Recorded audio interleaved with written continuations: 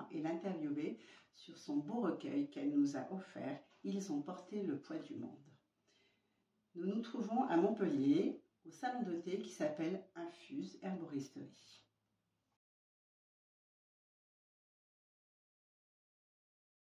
Bonjour Emmeline. Bonjour Fatima. Comment vas-tu? Ça va et toi? Comme je vous l'ai dit, donc voilà, une petite interview avec Emmeline Ma sur son beau recueil. Est-ce que tu peux nous dire, nous en dire un petit peu plus sur toi? Qui es-tu, Emmeline? Je suis Emmeline, je suis originaire de la Martinique, auteur, je joue aussi un peu de la basse. J'aime beaucoup, enfin, je suis une touche à tout. D'accord.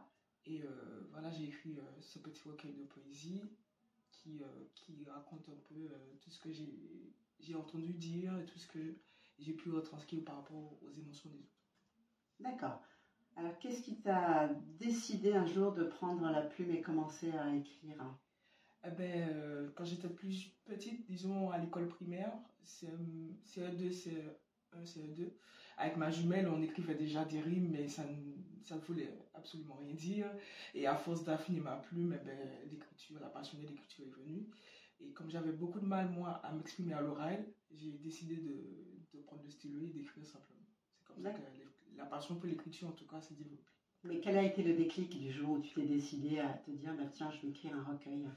Ben, quand je suis arrivée en France hexagonale, j'avais pour objectif, en tout cas c'était dans mon cahier d'objectifs, d'écrire un recueil de poésie. Je ne savais pas comment ni par quel chemin j'allais passer, mais je savais qu'il fallait que j'écrive un recueil de poésie. Et du coup, en arrivant, donc ça, entre le moment où je suis arrivée et le moment où j'ai écrit, 7 ans est passé. Et j'ai écrit énormément de textes. Et du coup, c'est ma coach Clotilde qui m'a permis de trier les textes avec les thèmes. Et du coup, ça a donné le recueil. Donc, c'est la rencontre avec Clotilde qui a débloqué le reste. Exactement. D'accord.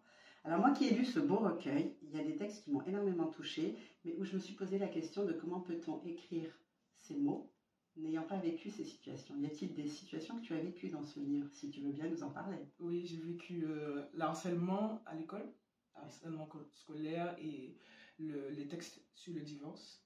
Du coup, c'était une période très compliquée. Le harcèlement et le divorce, c'était la même période. Du coup, en allant à l'école, j'étais pas bien. En rentrant à la maison, j'étais pas bien, vu que mes parents n'étaient plus ensemble.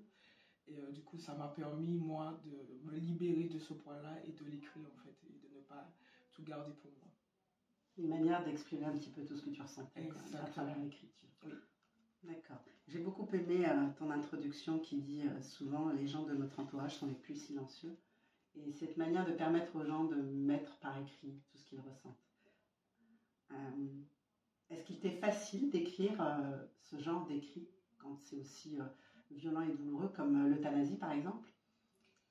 C'est pas facile, mais c'est comme un peu comme être une caméra dans les films. Je sais pas si tu vois un peu la scène où tu peux la caméra subjective où tu rentres et tu fais silence et tu observes et tu te dis qu'est-ce que la personne elle aurait aimé dire et qu'elle ne peut pas dire, même si elle est sur le lit de l'hôpital.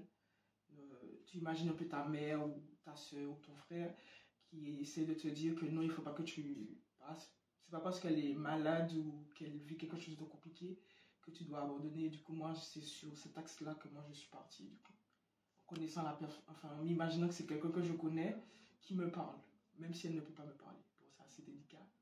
Mais je me suis imaginé la scène comme ça, en tout cas pour l'euthanasie. Et est-ce que dans les faits, tu t'es mis dans cette situation réellement ou c'est vraiment ton imaginaire? Non, c'est mon imaginaire. C'est vraiment mon imaginaire. Là, cette situation, je ne l'ai pas vécue, c'est là. D'accord. Eh bien, écoute, j'ai trouvé ce recueil très parlant et on a l'impression que l'écrivain vit vraiment les choses. Je te remercie. Je ne sais pas si tu voulais rajouter quelque chose. Quels sont tes prochains écrits? As-tu déjà des idées?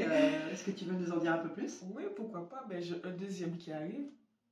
Ils ont porté cette fois-ci Le poids de l'illusion, qui est en cours de préparation et qui là parle plutôt plus de moi que des autres. Du coup, là, ce sera l'inverse cette fois-ci.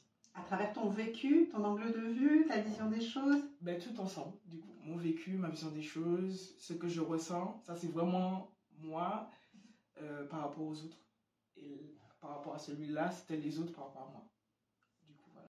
Emeline, dis-moi, en termes de promotion et de communication de ton ouvrage, qu'est-ce qui est prévu? Qu'est-ce que vous avez déjà fait? Y a-t-il des ateliers d'écriture, des événements autour de ce livre qui sont déjà prévus?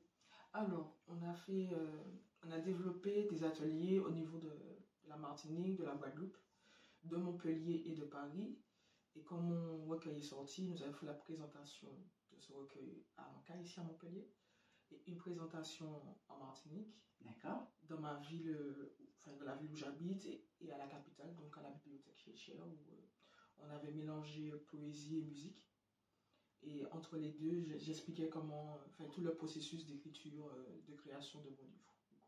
D'accord. Oui, on a aussi une page Instagram qui s'appelle Ils ont porté point officiel sur Instagram. Et j'ai ma chaîne aussi WhatsApp, Emeline Ma, entre parenthèses, auteur. On mettra tout ça sur la vidéo, comme ça les gens pourront te suivre Exactement. de près et de loin. Exactement ça. Bon, ben super.